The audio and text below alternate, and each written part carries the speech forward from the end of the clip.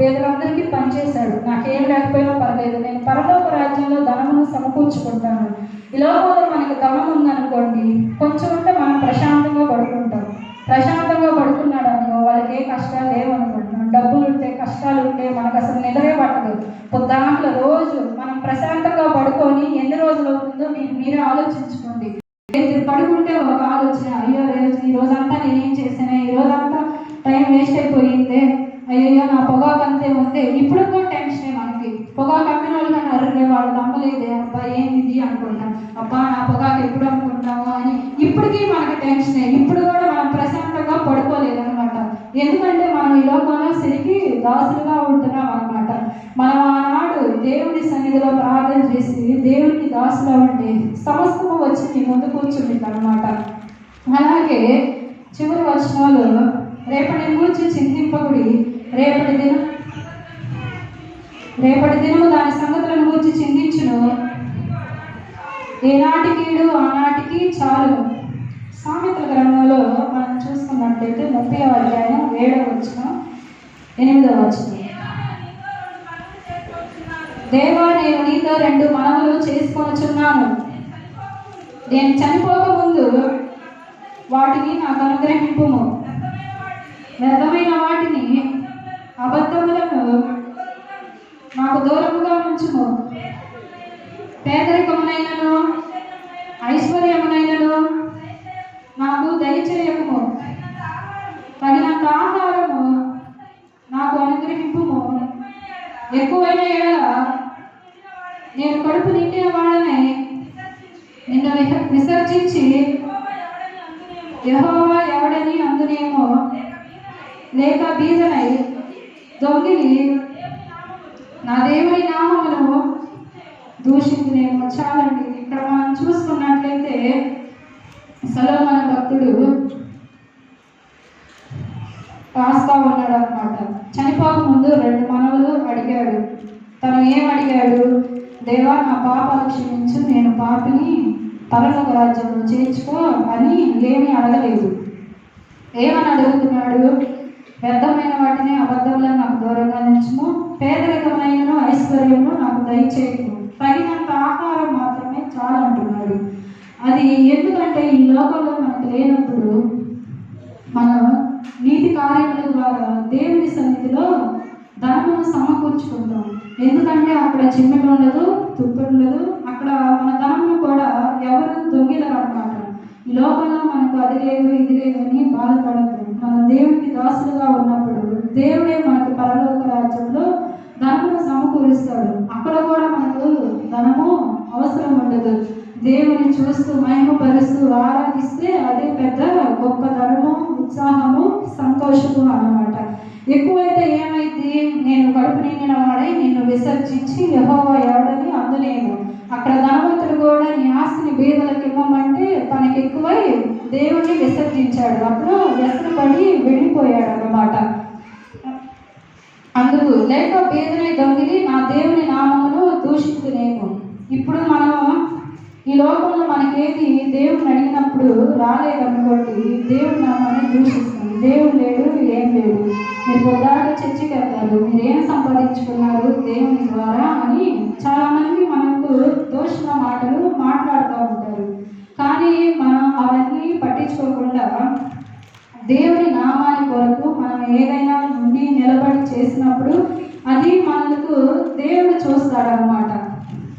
ఎందుకంటే రేపు దినం గురించి మనం చింతించకూడదు. ఆయన మిమ్మల్ని గురించి చింతించుచున్నాడు కనుక మీ చింత యావత్తు ఆయన మీద వేయుడి అన్నాడు. అంతే. మనం చింతపడుతూ ఉన్నామని దేవుడే మన గురించి చింతపడుతున్నారు. అయ్యయ్యో నా బిడ్డలు పదే కష్టపడుతున్నారే, అయినా వారికి ఏం కలగట్లేదు అని దేవుడు మన కోసం ఏదో ఒక మార్గాన్ని, ఎక్కడైనా ఎన్ని మార్గములైనా తెరిచే ఉంటాడనమాట. తగిన సమయమందు భూమి మీద ప్రతిదానికి సమయం కలదు. ఆ తగిన సమయమందు మనం పొందుకుంటాం. దేవుని నామాన్ని ఘనంగా మహిమపరుస్తూ ఉంటాం అన్నమాట. అలాగే మనం చూసుకున్నట్లయితే కీర్తనలు 127.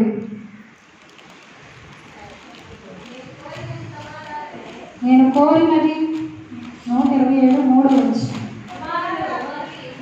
2వ వచనం చదవండి. మీరు వేకువనే లేచి చాలా రాత్రి అయిన తర్వాత పండుకొనొచ్చు కష్టార్జితమైన ఆహారం తినుచుండుట వ్యర్థమే. తన ప్రియులు నిద్రించుచుండగా ఆయన వారికి ఇచ్చుచున్నాడు. చాలు. ఇక్కడ ఏం చెబుతున్నాడంటే మీరు వేకువనే లెగుస్తారు. మన మధ్యలో ఉన్న సమస్య ప్రస్తుతానికైతే అందరం పొగాకు గురించి చాలా బాధపడుతున్నాం. ఈ వాక్యాన్ని చూడండి. మీరు వేకువనే లేచి చాలా రాత్రి అయిన తర్వాత పండుకొనుచు కష్టార్జితమైన ఆహారం తినుచుండుట వ్యర్థమే అన్నాడు.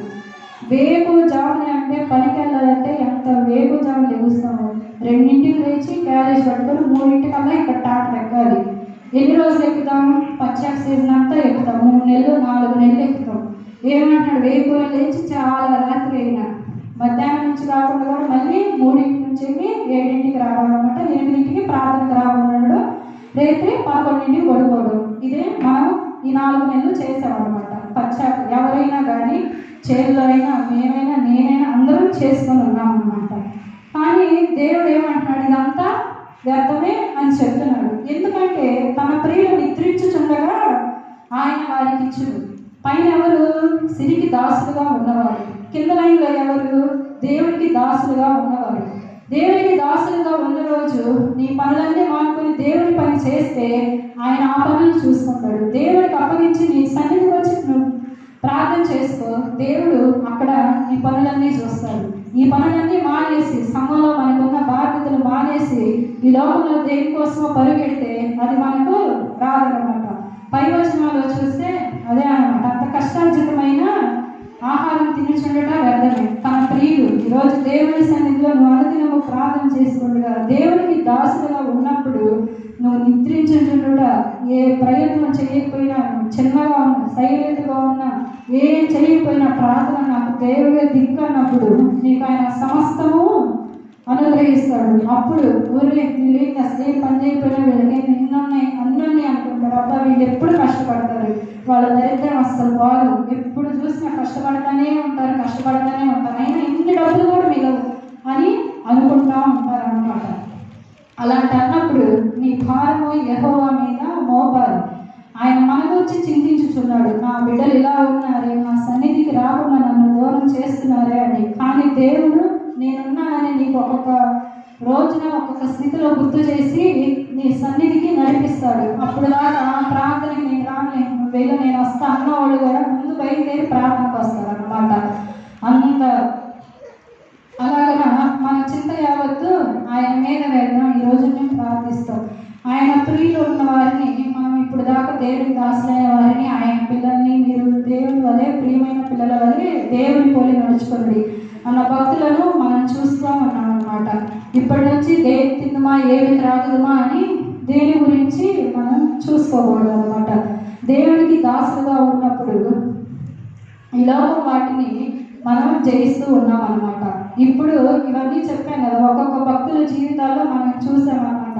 వాళ్ళందరూ చాలా విశ్వాసులకు తండ్రి ఎంత దేవుని సన్నిధిలో దేవుని కోసం ఎంతగానో వాడబడ్డారు. అయినా వాళ్ళకి చాలా ధనం ఉంది, అయినా వాళ్ళు ఎంత ఘనం లేకుండా దేవుని కోసం జీవించారు అనమాట. కానీ ఈరోజు మనకేం లేకపోయినా డబ్బు కానీ ఈ లోకంలో దేవునికి దాసుగా ఉన్నప్పుడు సిరికి కాదు. కొంతమంది ఒక్కొక్క దానికి ఒక్కొక్క దాసు అయ్యారా అంటే నాకు కుదరదండి, ఒక్కొక్క దాని నుంచి నేను విడిపించుకోలేకపోతున్నాను, ఒక్కొక్క దాని నుంచి నేను బానిస అయిపోతున్నాను అనుకుంటాం. ఈ రోజు నువ్వు అన్నీ విడిచి దేవుని సన్నిధిలో ప్రార్థించి, అయ్యా నన్ను ఆ దాసు నుంచి విడిపి నేను దేనికి దాసులుగా ఉన్నానో నీకు నువ్వు ప్రశ్నించుకొని, నేను పలానా దానికి దాసుగా ఉన్నాను, నన్ను విడిపించుకొని దేవుని సన్నిధిలో ప్రార్థించి దేవునికి దాసులుగా ఉన్నావంటే ఆయన నిత్య రాజ్యంలో నీ కోసం నువ్వు ధనమును సమకూర్చుకున్నప్పుడు నిన్ను పరలోక రాజ్యంలో చేర్చుకుంటారు. తప్పిపోయిన కుమారుడు గురించి మనకు తెలుసు కదా. ఆ తండ్రి అంటే పెద్ద కుమారుడు, చిన్న కుమారుడు. అందరూ చిన్న కుమారుడినే పొగుడుతూ ఉంటారు అనమాట. చిన్న కుమారుడు తప్పిపోయి వచ్చాడు, దేవుడిని తెలుసుకొని వచ్చాడు అని అనుకుంటాం. కానీ అక్కడ చూసినట్లయితే అక్కడ పెద్ద కుమారుడు అయితే నాకు ఆస్తి కావాలని ఆ రోజు సిరికి దాసులు అవ్వలేదన్నమాట. తనకి ఉంటుంది, తన ఫ్రెండ్స్తో కలిసి వెళ్ళాలి, అది చేయాలి ఇది చేయాలని. కానీ చిన్న కుమారుడు మాత్రం నా ఆస్తివు అని తన భాగాన్ని మొత్తాన్ని రాయించుకొని వెళ్ళి దేశ దిమ్మరైపోయాడు. కానీ పెద్ద కుమారుడు మాత్రం తన తండ్రి ఇంటిని వెడవక అతనికి తన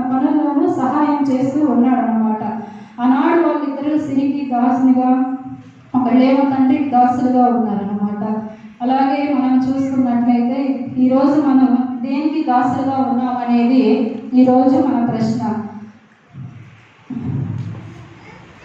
దేవుడు ఈ కొండ మీద ప్రసంగం వల్ల మనకి ఇదంతా కూడా దేవుడు కొండ మీద ప్రసంగం చేస్తున్నాడు అనమాట.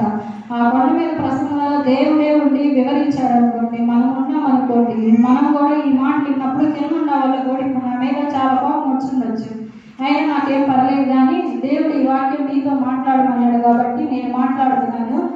ఈరోజు నువ్వు దేనికి దాసులుగా ఉన్నావు, దాన్ని విడిపించుకోండి. ఇప్పుడు మీరే ప్రశ్న, నేను మళ్ళీ ప్రశ్న వేస్తున్నాను. దేనికి మీరు దాసులుగా ఉన్నారో ఆలోచించుకొని విడిపించుకొని దేవునికి దాసులుగా ఉంటారా? లేదు లేదు నేను లోకంలో ఉన్న వాటికి దాసులుగా ఉంటామంటే పరలోక రాజ్యంలో మాత్రం చేరలేదన్నమాట. దేవుడు సిలువ వేసినప్పుడు కూడా అక్కడ ఉన్న దొంగల ఇద్దరు అప్పుడు పశ్చాత్తాపడి, దేవా నువ్వు పరదేశంలో నన్ను జ్ఞాపకం చేసుకో అని చెప్తా ఉన్నాడు. అతనే మళ్ళీ రోజు చర్చికి వచ్చాడా? బుధవారం, శుక్రవారం, ఆదివారం ఉపవాస గుడికి, యవనస్తుల గుడికి వచ్చాడా? కాలేదు. పశ్చాత్తాపం, అందరూ పశ్చాత్తాపడతారు. కానీ దేవుడు అక్కడ ఏం చూశాడు? హృదయాన్ని చూశాడు. అతడు మరలా కూడా పాపం చేయకుండా ఉండే అంత పశ్చాత్తాపం పడి హృదయం చూసి అతను పరలోక రాజ్యాన్ని చేర్చుకున్నాడు. కానీ మనం ఆయన ఒక్క నిమిషంలోనే పరలోక రాజ్యానికి చేరిపోయాడు. కానీ మనం పుట్టినప్పటి నుంచి, నేను పుట్టినప్పటి నుంచి ఇప్పుడు దాకా ఎన్ని చేసి ఎన్ని వారిని తీసుకొని పోయి ఎన్ని చేస్తేనే పరలోక రాజ్యానికి వెళ్ళాలా? అబ్బా ఆ అబ్బాయి అయితేనేమో ఒక్కసారికి పరలోక రాజ్యం వెళ్ళిపోయాడు. దేవుడా నేను కూడా పరలోక రాజ్యం వెళ్ళాలి వెళ్ళాలి అనుకుంటామా? కాదు. పశ్చాత్తాప హృదయంతో దేవుని అడిగినప్పుడు ఏ నిమిషాలైనా నేను చేసింది పాపం అని మన నోటితో ఒప్పుకోవాలి. మనకు ఏ వ్యక్తి చూపినప్పుడు కోపం వచ్చింది అనమాట. అలాగున ఈరోజు దేవుడితో మనతో మాట్లాడిన మాట, నువ్వు సిరికి దేవునికి దాసులుగా ఉన్నావు. దేనికి దాసులుగా ఉన్నావు? దేవునికి దాసులైన పిల్లలు పరలోక రాజ్యంలో ప్రవేశించాలని, పరలోక రాజ్యంలో ధనం ఉంటుందని దేవుడు ఈ మాటలు తెలియజేస్తూ ఉన్నాడు. ఆమేన్. వాక్యాన్ని అందించినటువంటి సహోదరుని నా హృదయపూర్వక వందనాలు చెల్లించుకుంటున్నాను. ఈ సమయంలో యూత్ వారందరూ ముందుకు వచ్చి ఆంధ్ర క్రైస్తవ కీర్తనలు